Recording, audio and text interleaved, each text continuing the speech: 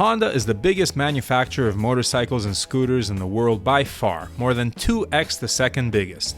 And Big Red produces countless models, half of which I've never seen because they are not imported into the Canadian market. So I must admit that I am rather limited as to the number of models I have tested personally, but most of the really desirable models are imported to North America, so I have had a chance to ride them and compare them to offerings from other brands. And so the question we'll answer in this video is, what are the 5 best Honda motorcycles? I know, I hear you already yelling at the screen. How can you compare so many different styles of motorcycles against each other? Can you really judge a Goldwing against an Africa Twin? Apples and oranges. And I agree, you can't compare a Goldwing to an Africa Twin. But you can compare how a Goldwing stacks up against other baggers and dressers in its class, and how an Africa Twin compares to other adventure bikes in its class, and judge which bike is more desirable across brands. Is a Goldwing more desirable as compared to Harleys and Indians than an Africa Twin is when compared to the KTM Adventures and Triumph Tigers? That's what we're here to find out. So which are the best 5 Hondas? Stay tuned to hear about that from a guy who has long-term tested most of them, as well as much of their competition. And if you're new to the channel, please consider subscribing, liking the video, and sharing it with friends.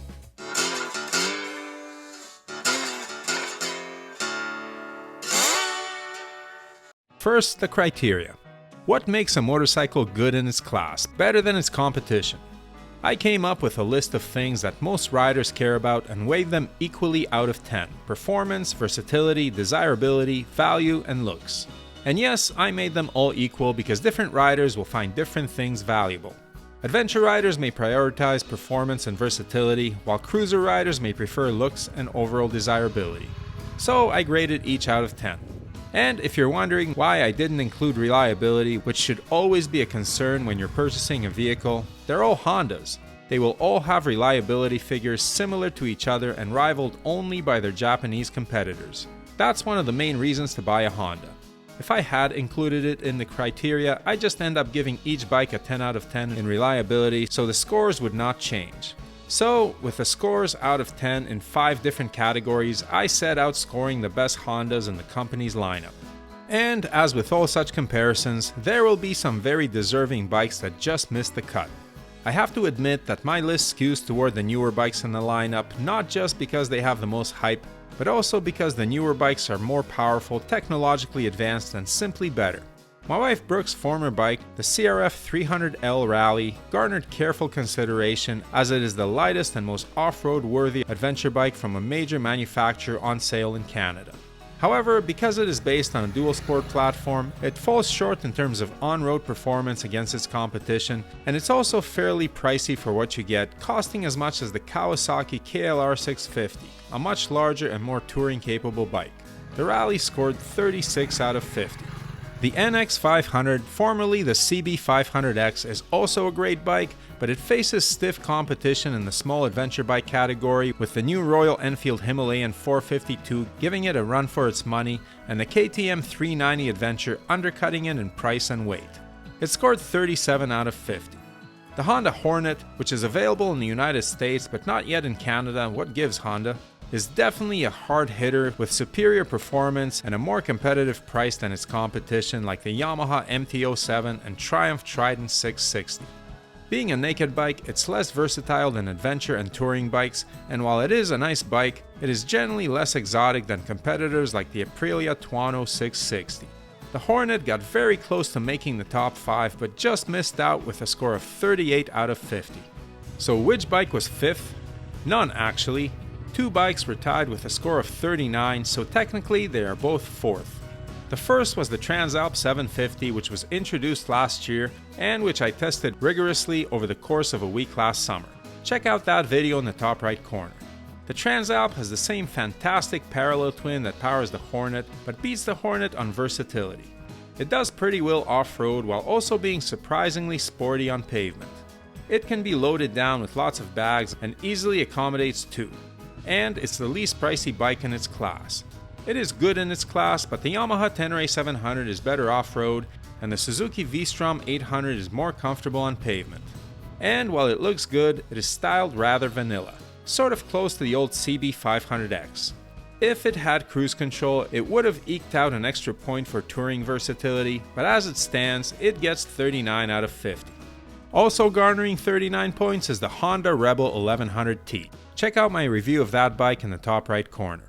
This bike does have cruise control as well as a small fairing and bags to position it as a mini bagger for people who like the comfort and utility of baggers but not the weight. First, straight up, this bike rips up a twisty road, as does its unfaired sibling, the standard Rebel 1100. Both Rebel 1100s are light and feel almost like naked bikes in the twisties. The 1100T is also a great value as the US MSRP is $10,700. If you want a DCT automatic, which was the model I tested, you'll pay $600 extra. This is a lot less than any of the Harley Sportsters and Indian Scouts with which the Rebel competes, and those bikes don't come with a fairing and bags. In addition, you have modern electronics on the Rebel with traction control and rider modes. So why isn't this bike higher on the list? One reason is looks. It's not as pretty as a Scout, though not worse looking than the Nightster. Also, in the desirability category, it doesn't say Harley or Indian on the tank. Like it or not, in the cruiser world, that matters. Finally, a bagger needs to tour, and the 1100T has a rather small fuel tank, 13.6 liters, and burns through that quickly at highway speeds because it is primarily geared for acceleration and performance rather than for efficiency. However, this motorcycle is truly unique and definitely deserves a spot in the top 5 Hondas. Moving into the top 3 at 40 points, we're going small, very small. Honda is the master of the Minimoto, and the best of the bunch is the Trail 125. Check out my review of this bike in the top right corner. This is not a motorcycle for fast roads, and you don't really want to be in a hurry on this air-cooled 124cc single. However, it will hit 55 miles per hour or 90 kilometers per hour on the flat, and if you're getting this thing, you'll know that it's not a speedster. And though the top speed limits the versatility of the Trail, among other small motorcycles it has perhaps the widest range of uses. It has a giant carrying rack, can be converted to carry 2 people, is decent off-road and handles well on pavement. It makes a great commuter or work bike, and you could even take it camping into the wilderness. In addition, it scores highly in the looks and desirability categories. You can't find this bike in a dealership because as soon as they come in, they're gone, sold on pre-order. And it looks fantastic. A mix of Honda quality, attention to detail, and retro cool. You can barely tell it apart from the Trail 90 of days gone by.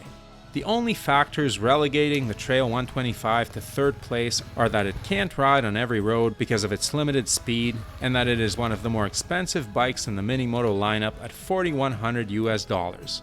Only the Honda Monkey is more expensive among the Minimotos. Still, this is my wife Brooke's favorite motorcycle and is absolutely deserving of a podium position in the Honda lineup. This bike is a legend. In the silver medal position, we have another legendary machine.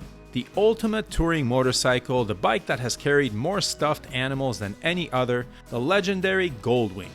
There is a link to my review of the Goldwing Tour in the description below. What can be said about this motorcycle that you don't already know? It has a flat 6-cylinder 1800cc engine, and because of its low center of gravity feels very light and sprightly for its 800 plus pounds. It has all the doodads from nav to the electric windshield, cruise control, comfy seat, gigantic trunk on the Tour model, and a nice stereo. Plus, the innovative suspension soaks up the bumps and the shaft drive is perfect for maintenance-free touring. The Goldwing is one of the few bikes that feels good on a twisty road and a freeway, and that's hard to achieve. It has a huge community of riders who love it and hold Goldwing events and rides all around the world. Is this the ultimate touring bike? It may be. Hard to beat the comfort and amenities provided by the Goldwing for the price, a price that undercuts its primary competition from Harley and Indian by a considerable amount. So why is it not number 1? Well, the current model is getting a bit long in the tooth as the competition is upgrading its offerings. Also, a 20.8-liter tank is a bit small for a bike capable of covering this many miles. That flat 6 is thirsty, and I found I was filling up more than I thought I would. And at 30 liters, the bags are a bit small. Finally, Harley-Davidson invented the bagger, and it maintains a lock on desirability in this segment. More people lust after a road glide than a Goldwing, perhaps because it feels more rough and lumpy, more like a motorcycle. One of the biggest criticisms of the Goldwing is that it is too refined, almost like a car. That appeals to some but not others. Still, that does not detract from the greatness of this bike and its enduring popularity in the motorcycling landscape. Another true legend with a score of 41 out of 50. And so, it will take another legend to beat the mighty Goldwing for the best current Honda motorcycle. And that bike also has an iconic name, the Africa Twin. Yup, the regular model, not the Adventure Sports, which competes with much larger and more powerful bikes. The Africa Twin scored 42 points out of 50 on the strength of 9 out of 10 scores in versatility and value, and 8s in performance, desirability, and looks. It simply did not have a weakness. You can do anything on this bike, from crossing continents on the highway to going way off the beaten path on some rough trails. It undercuts the Triumph Tiger 900, BMW F900 GS, and Ducati Desert X in price, while offering all of the modern technological features standard. It's more reliable than the KTM 890 Adventure and better looking than all of the competition except the Yamaha Tenere 700. And it is insanely fuel efficient, especially with the optional DCT automatic transmission, which is not an option on any of its competitors. What sets the Africa Twin apart is the fact that it is at or near the top of the heap in terms of performance and features in its category, and still manages the most competitive price in the class. And it is highly desired by adventure riders while also carrying a legendary name and rich history. It's not perfect, there's no such thing as a perfect motorcycle, but it is the closest to a perfect motorcycle that is built by the biggest motorcycle manufacturer in the world, which is why it wins. If I was told that I could only own one motorcycle and I'd have to use it for every occasion, the current Africa Twin would give my Yamaha Tenere 700 a real run for its money. I might go with the Honda, it's the better bike on pavement. So there's the top 5 list, and I'm sure many viewers may want to weigh in with their own choices or let me have it for leaving out another Honda that deserves to be on the list. That's fine. I'd love to hear your picks, so feel free to share them in the comments below. It is a hard choice as Honda is one of the most iconic motorcycle brands of all time and has produced so many fantastic machines. The Africa Twin, Goldwing, and Trail 125 are the 3 that stand out to me right now, but I'm sure the comments will be full of other suggestions. So thanks for watching, and whatever you ride, be it Honda or something else, ride safe, and may the spokes be with you.